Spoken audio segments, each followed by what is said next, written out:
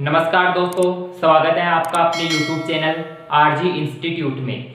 तो कल हमने देखा था प्रश्नावली 18 जो हमारी प्रायिकता की थी वो कंप्लीट करा दी गई थी। अब हम आज देखने वाले हैं प्रश्नावली 17, जिसमें हम देखेंगे कि कितने मार्क्स के कितने क्वेश्चन आएंगे और हम उसको कैसे हल कर सकते हैं। तो देखो, सबसे पहले आपको इंट्रोडक्शन देना चाहूँगा कि केंद्रीय प्रवृत्ति के माप में होता क्या है।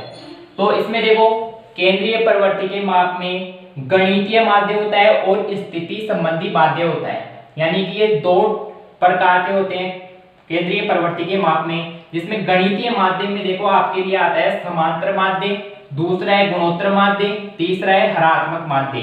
इसके अलावा देखो स्थिति संबंधी माध्य में है माध्यक और बहुलक। तो अब देखते हैं हमें पढ़ना क्या है। जो हटाया गया है सिलेबस में से, जो 60% किया गया है, तो उसमें देखो बहुलक नहीं है, और गुणोत्तर माध्य और हरात्मक माध्य नहीं है। यानी कि हमें केवल समांतर माध्य और माध्यक, ये दो चीज ही हमें पढ़नी है। तो आगे देखते हैं हम समांतर माध्य की। समांतर माध्य क्या होता है, उससे पहले देखो आपको एक बात बताऊं, तो टोटल मार्क्स इसमें आएंगे 7। तो इसमें देखो 7 मार्क्स के क्वेश्चन आएंगे। एक तो आएगा 1 नंबर का, वो फिक्स है, 1 नंबर का आएगा।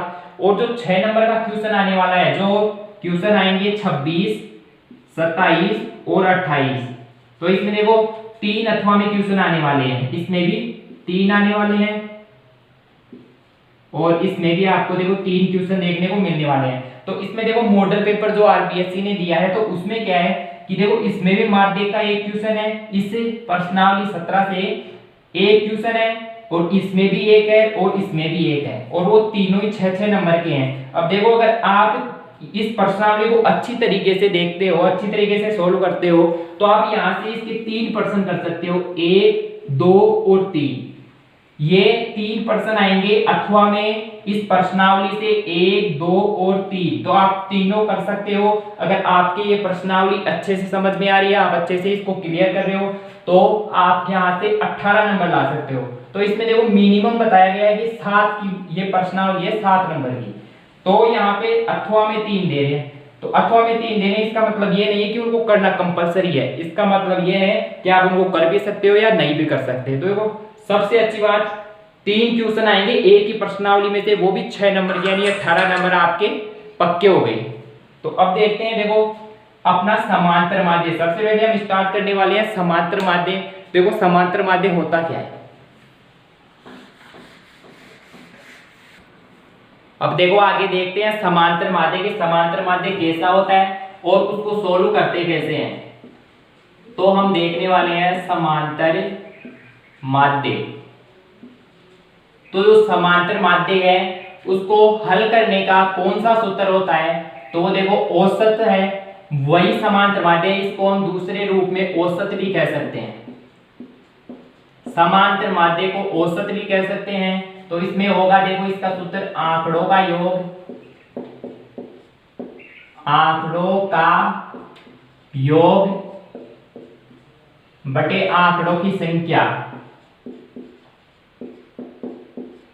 आंकड़ों की संख्या। अब देखो एक एग्जांपल ले लेते हैं इस पे।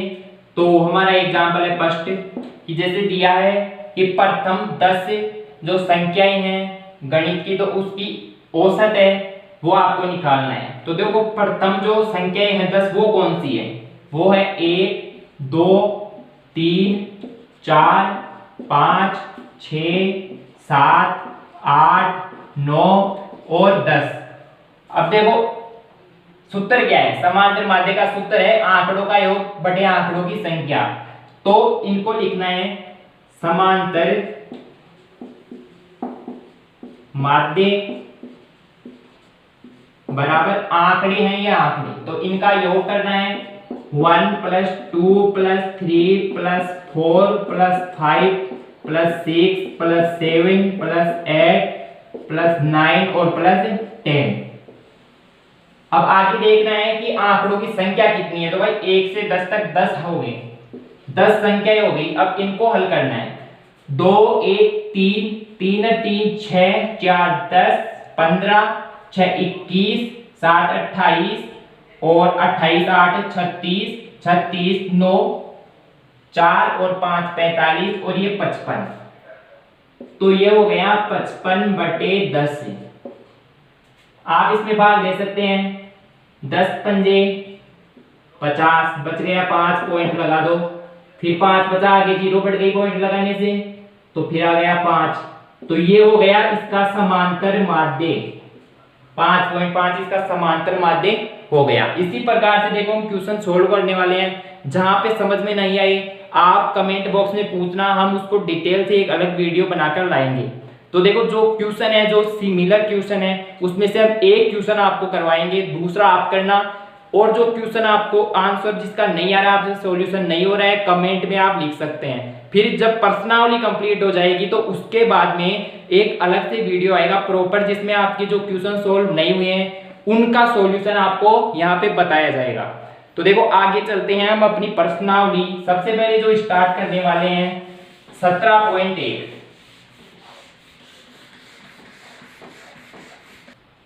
देखो अब हम स्टार्ट करने वाले हैं 17.1। तो अभी हम आपको बताएंगे कि कौन सी प्रश्नावली आपको पढ़ना है, इसमें से जो सिलेबस हटाया गया है। तो इसमें देखो आपको पढ़ना है 17.1 से लेकर के 17.7 तक, केवल यही आपको पढ़ना है, और इसी में से आप 7 नंबर ला सकते हो। और जैसे पहले बताया कि तीनों में अगर अथवा में तीनों में ये इससे क्वेश्चन आते हैं तो आप 18 मार्क्स भी लेके आ सकते हो। तो मिनिमम तो 7 मार्क्स आप लेके आना, बहुत ही इजी टॉपिक है। तो अभी हम स्टार्ट करेंगे। देखो प्रश्नावली 17.1। तो 17.1 में देखो पहला क्वेश्चन जो हम आपके लिए लेकर आए हैं, आप बुक्स में देख सकते हैं या आपको ऊपर क्वेश्चन राइट साइड में दिख भी रहा होगा। तो जो पहला क्वेश्चन है उसमें पूछ रहा है कि यदि एक कक्षा के गणित विषय में 10 छात्रों के प्राप्तांक 52, 75, 40, 70, 43, 40, 65, 35, 48, 52 हो तो समांतर माध्य ज्ञात कीजिए। देखो क्वेश्चन में दिया है। सबसे पहले देखो आपको लिखना क्या है, जो बोर्ड की कॉपी होती है उसमें हल लिखना है। फिर उसके बाद में आपको देखो लिखना है दिया है, आपको लिखना है दिया है। तो क्या दिया है, तो दिया है गणित विषय में, गणित विषय में,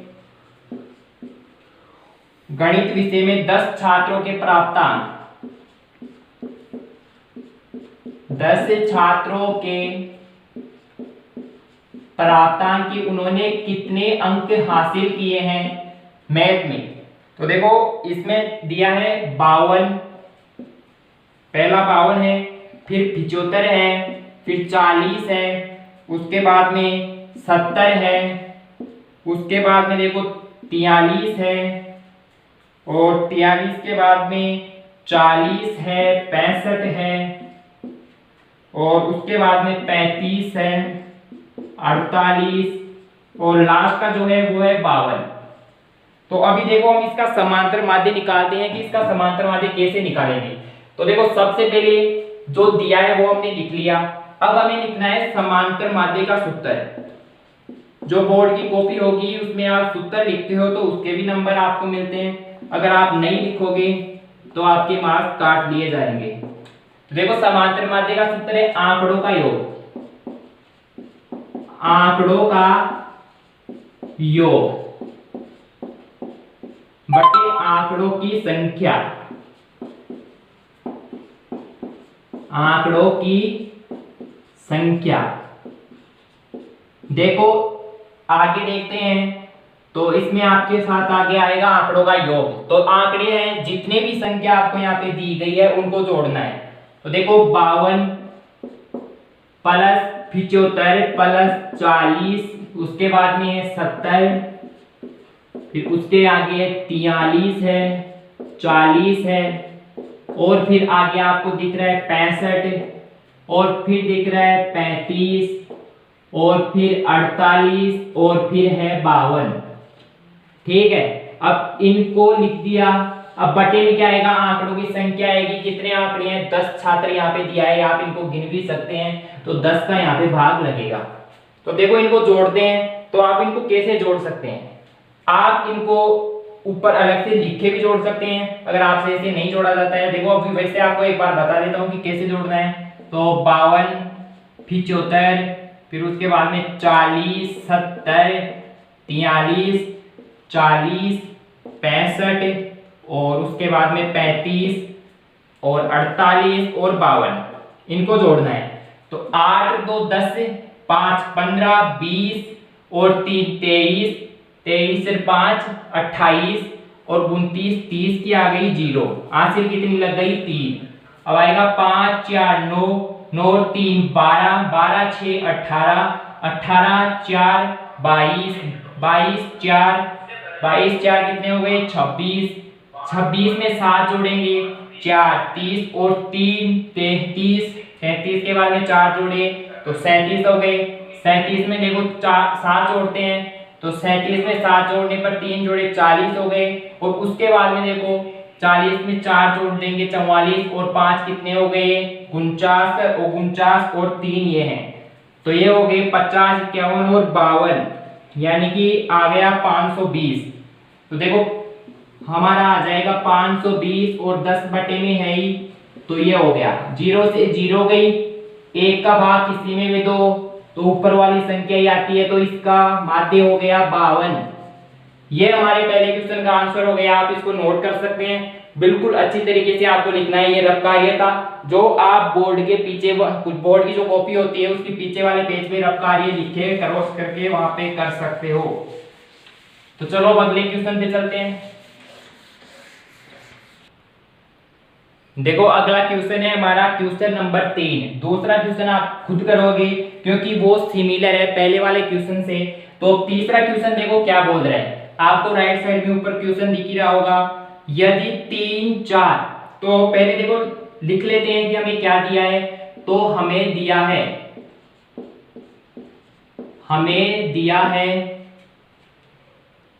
3 4 8 और 5, उसके बाद में x और फिर 3 2 और 1 अंकों का समांतर माध्य। अब की बार समांतर माध्य हमको दे दिया है तो यहाँ पे लिख लो समांतर माध्य। समांतर माध्य कितना दिया है, समांतर माध्य दिया है 4। तो पूछा क्या है x का मान हमें निकालना है। यहाँ से बहुत ही इजी क्वेश्चन है, आप यहाँ से निकाल सकते हो। तो देखो सबसे पहले क्या करेंगे, सबसे पहले हम वही लिखेंगे जो हमने लिखते आए हैं यानी कि समांतर माध्य का सूत्र। तो समांतर माध्य का सूत्र क्या होगा, आंकड़ों का योग बटे आंकड़ों की संख्या। तो समांतर माध्य बराबर आंकड़ों का योग बटे आंकड़ों की संख्या।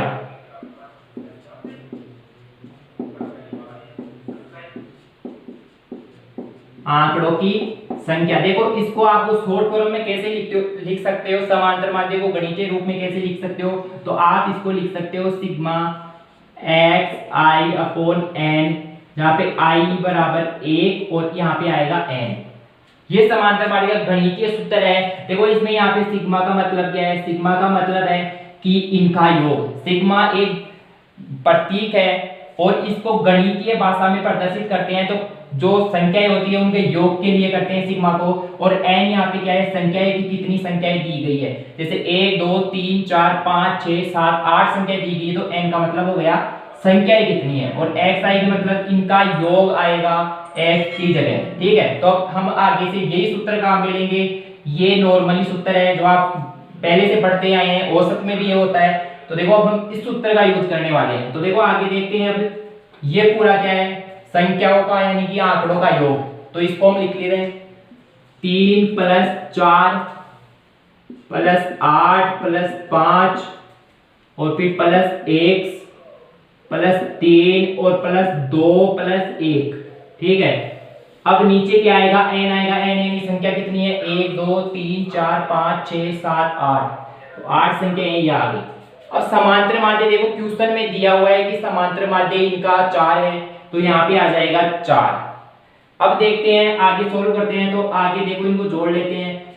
8 और 4 कितने हो गए, 12, 12 3 15 5 20, 20 और 3 23, 2 25 1 26। तो 26 + x हो गया और ये हो गए बटे में 8। x जुड़ता नहीं है कि आप लिख दो 26x, वो गुणा में होता है, आपको इसको ऐसे लिखना है। आप इसको पक्षांतरण कर सकते हो, बटे 1 लगाओ और पक्षांतरण कर दो, ठीक है। पक्षांतरण करोगे तो क्या आएगा, देखो यहाँ पे देखते हैं, पक्षांतरण करने पर ये आएगा इधर 26 प्लस x और उधर आ जाएगा 8 इंटू 4। भाई पक्षांतरण करते हैं तो गुणा में आता है ना, अब इसको 1 से गुणा करेंगे तो यही संख्या आएगी। अब आगे देखो 26 प्लस x और 8 चौक 32 आ गए, ठीक है। अब यहाँ पे x है, 32 इधर है और 26 प्लस का है, उधर जाएगा किस में हो जाएगा, माइनस में हो जाएगा। तो x बराबर आ जाएंगे 32 में से 26 गए तो 6 आंसर हमारा आ जाएगा x का। ये आपका आंसर हो गया। और आप बोर्ड एग्जाम में जब सोल्व करते हो तो इसी तरीके से करना, पहले लिखना दिया है, फिर क्या दिया है वो लिखने के बाद में क्या पूछ रहा है आप यहाँ पे लिख सकते हो बोर्ड वाली कॉपी में कि हमें ज्ञात करना है, हमें ज्ञात करना है। ऐसे लिखने के बाद में आप ऐसे करके आप लिख सकते हो। इसके बाद में आपको सूत्र लिखना है अच्छी तरीके से, ये सूत्र लिख सकते हो या ये लिखो, एक ही बात है। उसके बाद में देखो जो दिया है उस तरीके से अच्छे से सोल्व करना, ये दिखाना कि पक्षांतरण करने पर आप यहाँ पे लिख सकते हो पक्षांतरण करने पर, या आप ये भी लिख सकते हो जो है मार्क्स लगाए ये भी आप लगा सकते हो, एक ही बात है। पक्षांतर करने के बाद में क्या हुआ, ये आया और हमारा x का मान 6 आ गया।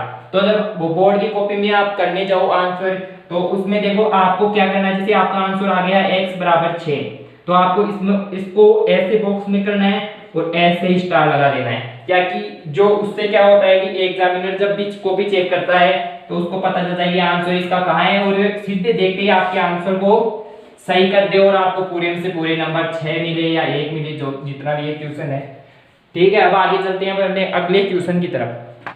देखो अब हम चलते हैं अपने अगले क्वेश्चन की तरफ। तो अगला क्वेश्चन है हमारा क्वेश्चन नंबर 6। तो जो बीच के 4 और 5 क्वेश्चन है आप कर सकते हैं, उसी प्रकार से होने वाला है जैसे पहला और दूसरा क्वेश्चन हुआ था। तो इसमें देखो आगे देखते हैं कि छठा क्वेश्चन क्या बोल रहे हैं। आपको राइट साइड में ऊपर क्वेश्चन दिख रहा होगा। तो इसमें बोल रहे हैं कि एक विद्यालय के पुस्तकालय से 10 दिन में छात्रों को दी गई पुस्तकों की संख्या निम्नलिखित है, तो प्रतिदिन दी गई पुस्तकों की औसत संख्या ज्ञात करना है। तो देखो औसत संख्या ज्ञात करते हैं। सबसे पहले देखो वही लिखना है, हमें दिया है, क्या लिखना है कि दिया है, क्या दिया गया है कि पुस्तकों की संख्या कितनी है, पुस्तकों की संख्या। तो पुस्तकों की संख्या है 300, 405 और 455। उसके आगे है 489, आगे है 375, फिर आगे 280 और फिर है 418 और फिर आगे है 502, ठीक है, फिर 300 है और फिर लास्ट में है 476। और क्या दिया गया है, हमें दिया गया है कि 10 दिन में कितने दिन है 10। ये क्या हो गया 1 2 3 4 5 6 7 8 9 10, इनकी संख्या हो गई कितनी बुक्स दी जा रही है प्रतिदिन। यह हो गया इसका संख्या 10। तो आगे पूछ रहा है हमारे पास कि प्रतिदिन दी गई पुस्तकों की औसत संख्या ज्ञात करना है कि प्रतिदिन कितनी पुस्तकें दी गई थी। तो देखो प्रतिदिन वही समांतर माध्य हमें निकालना है। तो समांतर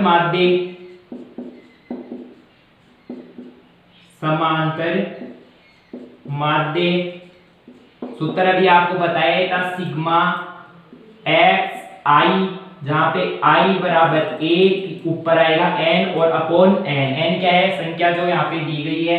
तो अभी हम इसको लिख लेते हैं। तो ये इनका योग है, योग करना है। तो 300 प्लस 405 प्लस है 455, उसके बाद में आगे देखते हैं, देखो 489, फिर आगे है 375, फिर है 280, फिर है 418, फिर आगे है 502। 502 को देखो यहाँ पे हम लिख लेते हैं 502, और फिर 300, और फिर है 476। और बटा में इसकी क्या आएगा, बटा में आएगा भाई इनकी संख्या कितनी है, तो हो गई 10। 10 दिन तक दिया गया है, एक दिन का औसत हमें निकालना है, तो इनको भी जोड़ना है। इनको कैसे जोड़ सकते हो, देखो आपको यहाँ पे आगे बताता हूँ, इसको थोड़ा मिटा दे। अब आगे देखो इनको जोड़ना है, तो आप इसको ऐसे लिखे भी जोड़ सकते हो, या आप वैसे जोड़ने के काबिल हो कि भाई मैं तो बिना लिखे जोड़ूं, तो वैसे भी आप इसको जोड़ सकते हो। तो आगे है 300, उसके बाद में 405, उसके बाद में 455, और फिर है 489, फिर है 375, और फिर है 280, और फिर 418। इसको जोड़ना है 8 5 13, 13 और 9 कितने हो गए, ये हो गए 20, और 21 22 हो गए, 22 और 10 कितने हो गए, 32 हो गए, 32 और 6 की 6 और 2 8, यानी कि 40 की 0 हासिल 4। ठीक है, 8 1 9, 9 7 16, 16 में 8 जोड़े 24, 24 5 29, 29 और 4, 29 और 4 हो गए 33, और 7 40 की वही 0, फिर हासिल 4।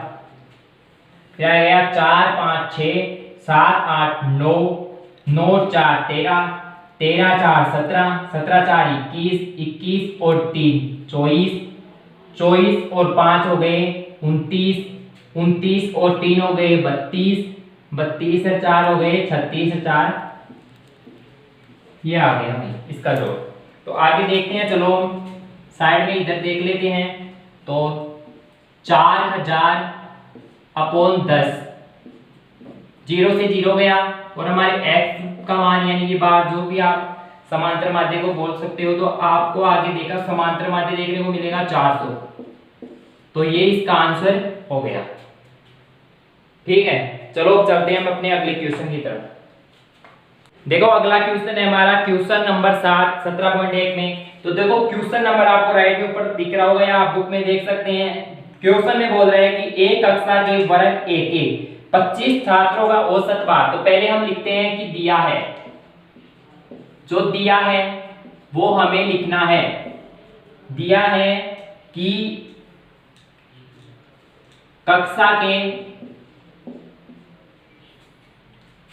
यानी कक्षा के वर्ग ए का, कक्षा के वर्ग ए, जो ए है उसके 25 छात्रों का औसत भार के 25 छात्रों का औसत भार। औसत भार कितना है, औसत भार दिया गया है 51 किलोग्राम, केजी लिख सकते हैं। ठीक है, आगे देखो वर्ग बी, वर्ग इसी कक्षा के वर्ग बी, जैसे कक्षा 10 मान लो कि कक्षा 10 के वर्ग ए के इतने 25 छात्रों का औसत भार ये है, तो वर्ग बी का कितना होगा, बी का है वर्ग बी के 35 छात्रों का, 35 छात्रों का औसत भार। तो ये दिया गया है 54 किलोग्राम, केजी लिख सकते हैं।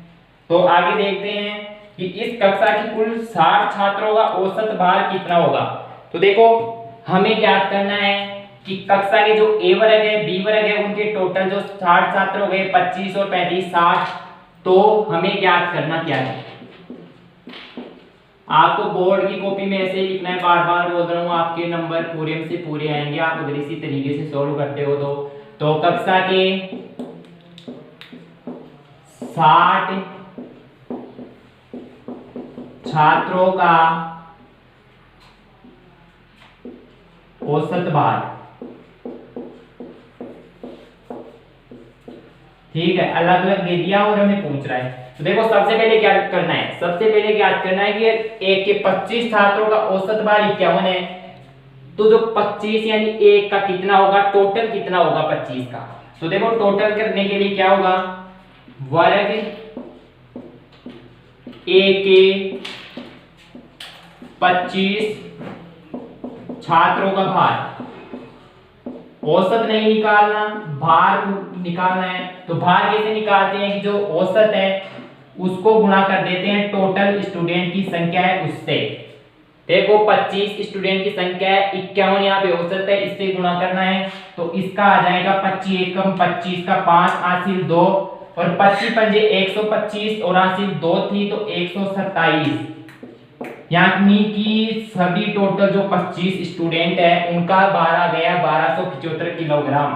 अब देखते हैं, देखो वर्ग बी के 35 छात्रों का भार, भाई 35 छात्रों का भार कितना होगा, उसी तरीके से सोल्व करना है। 54 दिया है औसत इंटू 35 करना है तो कितना आ जाएगा, आप इसको सोल्व कर सकते हो। नीचे देखो 54 और 35, 5 चौका 20 की 0 हासिल लगी 2, 55 25 2 27, नीचे गुणा का साइन और फिर 4 3 12 2 हासिल 1, अब आ जाएगा 5 3 15 1 16, 0 7 8 9 6, तो ये 8 और 1, ये आ गया 1890 किलोग्राम। ठीक है, देखो आगे देखते हैं, सोल्व करते हैं इसको कि 60 का जो स्टूडेंट है उनका औसत भार कितना होगा। तो यहाँ पे पूछ रहा है समांतर माध्य, देखो औसत भार या समांतर माध्य जो भी बोलो, तो समांतर माध्य का सूत्र क्या होता है, समांतर माध्य का सूत्र होता है, देखो यहाँ पे देखो, उससे पहले आपको एक बात बता देता हूँ कि कॉपी में किस तरीके से लिखना है आपको। तो यहाँ पे आगे लिखना है आपको, देखो 25 छात्रों का आ गया, 35 छात्रों का आ गया, पूछ का किसका रहा है 60 छात्रों का। तो यहाँ पे लिख सकते हैं 60 छात्रों का कुल भार। तो 60 छात्रों का कुल भार कितना होगा, 60 छात्रों का कुल भार होगा 1890 प्लस के 1275। आप इसको ऐसे रहने दीजिए, ये केजी में आ गया, आगे हम सोल्व करेंगे इसको। अब देखो समांतर माध्य, इसका समांतर माध्य निकालना है। तो समांतर माध्य का सूत्र आपको क्या बताया था, मैंने बताया था सिग्मा एक्स आई का मान होगा n/n। तो आगे देखो इसको, इसका मतलब है ये दोनों, यानी इनका जोड़ 60 है छात्र, उनका जोड़ जो उनका भार है, तो ये हो जाएगा 1890 प्लस के 1275। ठीक है, बटे में कितना आएगा 60 आएगा कि टोटल संख्या यानी कि स्टूडेंट की कितनी है 60 है, तो यहाँ पे 60 आ जाएगा। अब हम इसको सोल्व करते हैं आगे। तो आप देखो साइड में देख सकते हैं 1890 प्लस के 1275, इसको देखो जोड़ते हैं हम, 5 आ गए, 9 7 16 का 6 आ गया, हासिल 1 लग गई, 8 2 10 1 11 आ गया, तो 11 हासिल 1 लग गई, 1 1 2 और 3 आ गई। तो ये हमारे पास संख्या आ गई, देखो इनका जोड़ कितना आ गया 3165, यानी 3165 इसका आ गया। तो अब आगे हम इसको सोल्व करते हैं। तो 3165 बटे 60, यहां से लिया हमने इनका जोड़ और फिर बटे में 60 है ही। अब इसमें भाग देते हैं। अब इसमें भाग देखो कैसे दे सकते हैं, आप 60 का दे दो तो देखो 0, इसमें देखो 2 का भाग देते हैं, तो 2 का भाग लग रहा है, इसमें 2 का भाग नहीं लगेगा, इसमें लगेगा शायद 5 का। तो देखो 5 का देते हैं इसमें, तो 55 25 और 5 ही का 30, बचा 1 16, तो 5 3 15, फिर 1 बच गया, फिर 5 3 15, इसमें गया 5 एकम 5 और 5 दूनी 10। ठीक है, अब देते हैं इसमें 3 का, 3 एकम 3 दूना 6 और 1 1, उसके बाद में इसमें आ गया 4, तो इसका आ जाएगा 211 बटे 4। अब आप इसको सोल्व कर सकते हो। आगे सोल्व कैसे करना है, 211 में भाग देना है 4 का। तो देखो 211 में 4 का भाग कैसे देंगे, 4 एकम 4, 4 दूनी 8, 4 3 12 और 4 4 16, 4 पंजे 20। तो आप इसको ऐसे देख सकते हो, देखो जैसे भाग का साइन जिसको भाई करना नहीं आ रहा है ऐसे, तो वो ऐसे दे सकता है। तो 5 आ गया, 20 आ गए, बचा 1 और 1 ले लिया, 4 दूनी 8 आ गए।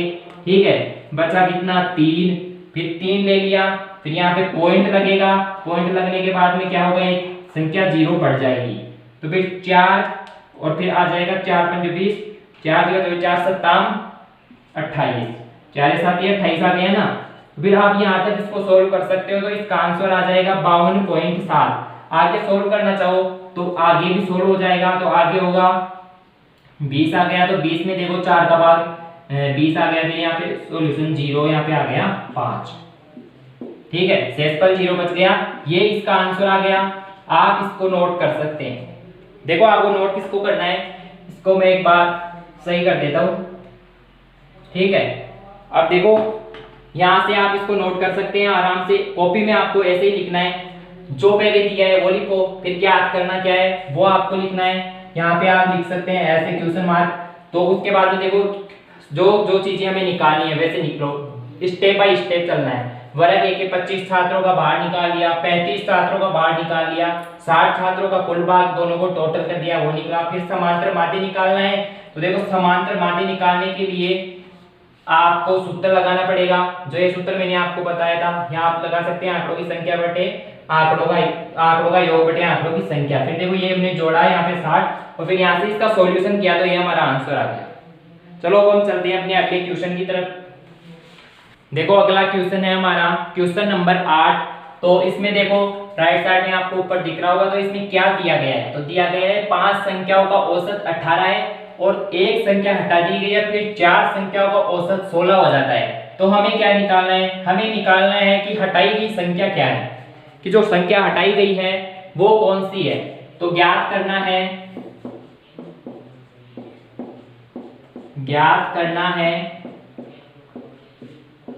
हटाई गई संख्या।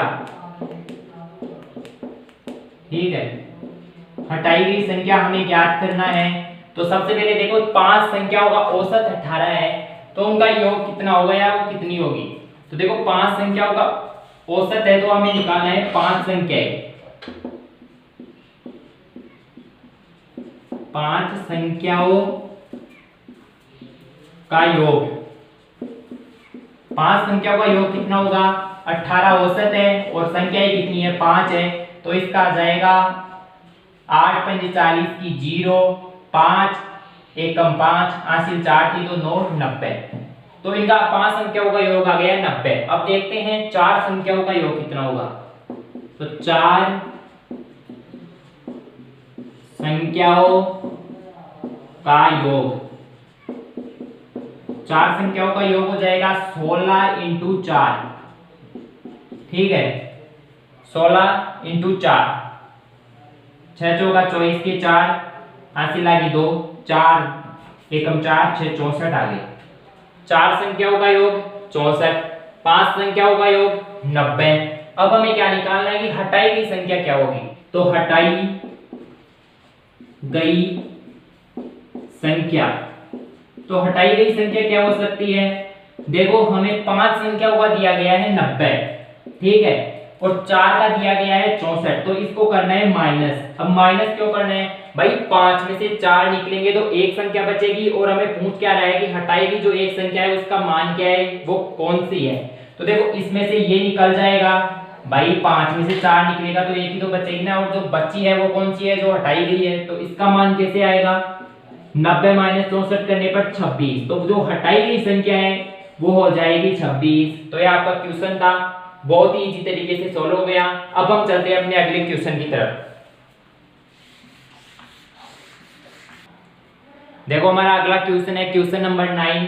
तो इसमें क्या पूछ रहा है, इसमें देखो दिया गया है 13 संख्याओं का माध्य 24, और प्रत्येक संख्या में 3 जोड़ने पर माध्य में जो परिवर्तन होगा वो हमें ज्ञात करना है। तो देखो सबसे पहले हमें 13 संख्या यानी कि संख्या हमें नहीं दी गई है कि कौन सी संख्या है। तो चलो हम इसको हल करते हैं। तो सबसे पहले आपको क्या करना है कि माना संख्याएं हैं, कि माना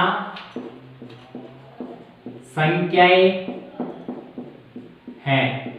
तो संख्याएं कौन कौन सी होगी 13, हम इसको मान लेते हैं x1, फिर x2, x3, x4, x5 और फिर x6, x7 x8 x9 x10 x11 x12 और x30। ये संख्याएं हमने मान ली अपने मन से कि ये संख्याएं, ये 13 संख्याएं दी गई है, वो संख्या ही ये है। तो अब देखो समांतर माध्य में क्या होता है।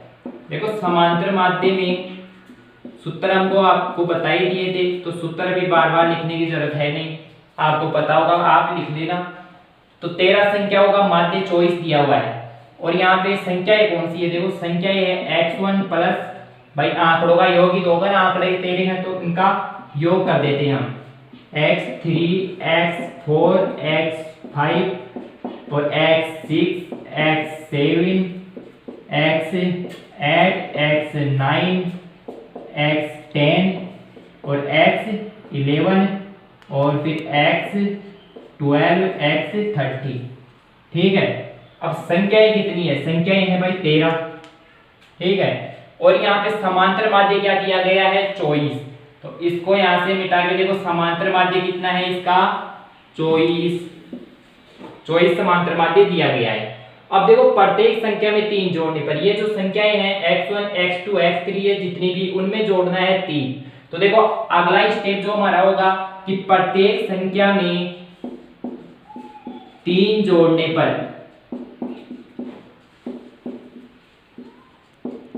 तो भाई प्रत्येक संख्या में 3 जोड़ने पर क्या होगा, तो प्रत्येक संख्या में देखो 3 जोड़ते हैं तो x1 प्लस 3, फिर प्लस का आ जाएगा x2 प्लस 3, इसी में हम ऐड कर रहे हैं इसको, देखो समांतर माध्य इनका भी निकालना है तो इसी में हम ऐड कर रहे हैं 3 को, x3 प्लस 3, फिर प्लस के x4 प्लस के 3 x5, फिर प्लस के 3, फिर x6 plus 3 x7 plus 3 x8 plus 3 x9 plus 3 x10 plus के 3, फिर आ जाएगा x11 प्लस के 3, फिर आ जाएगा x12 प्लस के 3, फिर आएगा x30 और प्लस के 3। बटे में क्या आएगा, बटे में वही आएगा जो पहले था, क्या था 13। ठीक है, ये यहां तक आपने कर लिया। अब आगे देखते हैं, देखो तो आगे देखो मैं ऊपर जो पर्सन लिखा था वो मिटा देता हूं। ठीक है, तो आगे देखो कि जो हमने यहां तक लिख लिया, अब इसमें कॉमन क्या है, कॉमन हम इसको बाहर निकालना है कॉमन को। तो कॉमन देखो इसको कॉमन निकाल सकते हैं, जैसे इसमें से इसको कॉमन निकालेंगे बाहर तो इसका मान हम 24 लिख सकते हैं। तो देखो कैसे करना है, आपको कॉमन करना है, बाहर निकालना है x1 x2 x3 x4 यानी जितनी भी संख्या है उनको, और 3 को यहीं पे रख देना है। तो देखो यहाँ पे निकालना है x1 plus x2 plus x3 plus x4 plus x5 6 और फिर 7 फिर 8 फिर 9 फिर 10 और फिर 11 फिर x12 फिर x30। ठीक है, और बटे में आ जाएगा 13। ठीक है, अब इसमें से ये कॉमन निकाल लिया। अब आगे क्या होगा, आगे इसमें से बच गया 3 बच गया 13 बार और बटे में भी 13 है, तो इसको मैं एक बार लिख लिए। अब आगे देखो इसमें क्या है कि जैसे देखो मैं यहाँ पे लिख देता हूं कि 3 × 13 कर सकते हैं इसको, बटे में 13, और ये हो गया गुणा में। कैसे हो गया भाई, इसको कॉमन ले लिया। अब कॉमन लेने के बाद में इसमें क्या बचा, इसमें बचा 3। अब आप 3 को 13 बार लिखो या 3 को 13 से गुणा करो, एक ही बात है भाई। बोर्ड में जगह नहीं है या फिर आप शॉर्ट तरीके से सोल्व करोगे तो भाई 3 को 13 से गुणा कर दो, वही आएगा जो 3 को 13 बार लिखने पर आएगा। और बटे में 13 यहाँ पे ये 13 है तो ये यहाँ पे बटे में आ गया, और यहाँ पे अब देखो ये जो था x1 x2 x3 x4 x5 बटे 13, इसका मान हमें देखो यहाँ पे दिया गया है, इसका मान यहाँ पे दिया गया है, इसका मान क्या है 24।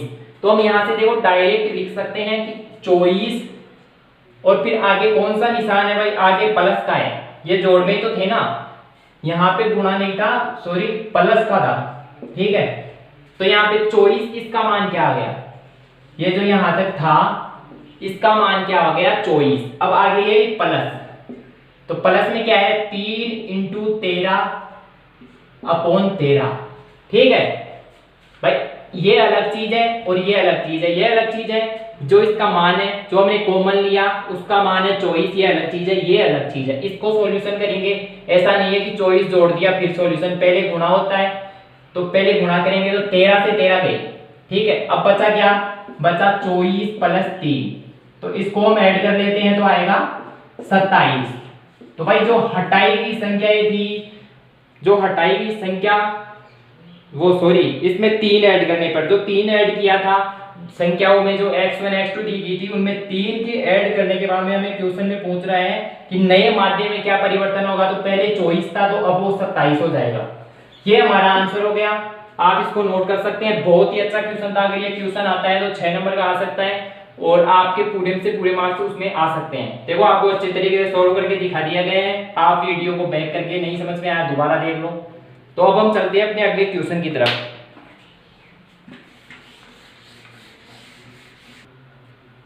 देखो अब हम चलते हैं 17.1 का लास्ट क्वेश्चन है, क्वेश्चन नंबर 10 है। तो क्वेश्चन नंबर 10 में क्या पूछ रहा है, एक विद्यालय के 5 कर्मचारियों का औसत मासिक वेतन 3000 है। तो देखो औसत 5 कर्मचारियों का पूछा है, तो हमें लिखना है दिया है, हमें लिखना है दिया है 5 कर्मचारियों का,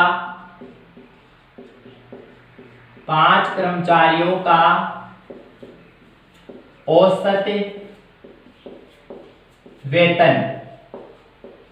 तो 5 कर्मचारियों का औसत वेतन दिया गया है हमारे पास 3000।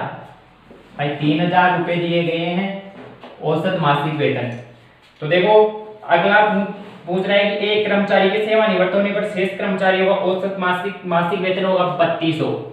तो भाई एक सेवानिवृत्त हो जाएगा यानी एक कर्मचारी रिटायर्ड हो जाएगा, तो बचेंगे 4। तो 4 कर्मचारियों का औसत वेतन, 4 कर्मचारियों का औसत वेतन हो जाएगा जो क्वेश्चन में दिया गया है 3200 रुपए।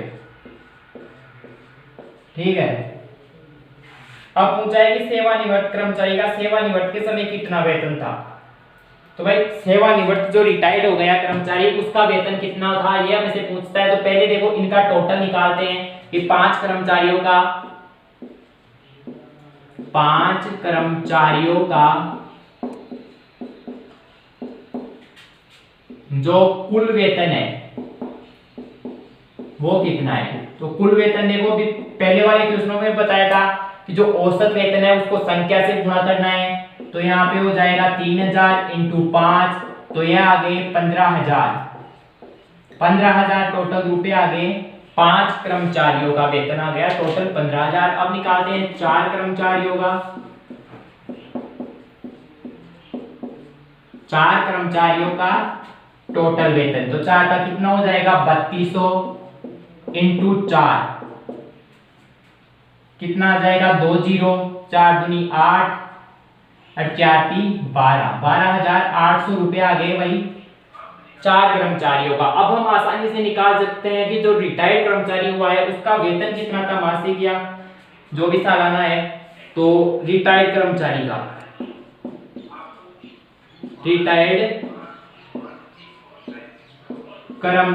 का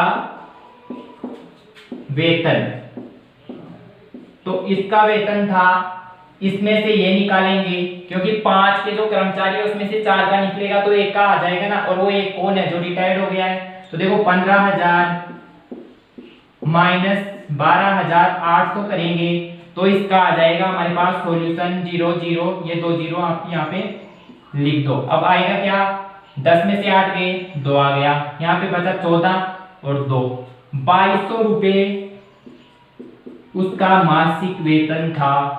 जो रिटायर्ड हुआ कर्मचारी उसका वेतन कितना आया 2200, ये हमारा आंसर है। इस प्रकार से 17.1 प्रश्नावली कंप्लीट होती है।